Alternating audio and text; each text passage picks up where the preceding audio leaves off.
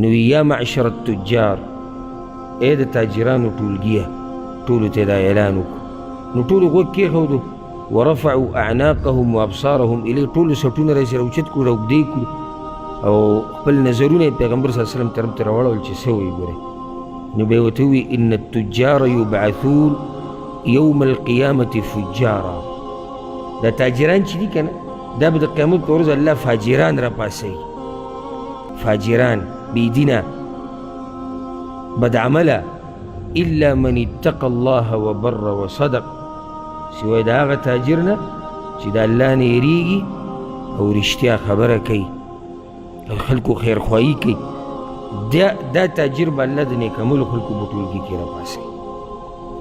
نو د پیغمبر صلی الله علیه وسلم د معاملاتو بنیاد دا دی رښتیا او حقیقت. او موږ ته هم دا ویلي چې تاسو به د یو بل سره په معاملاتو کې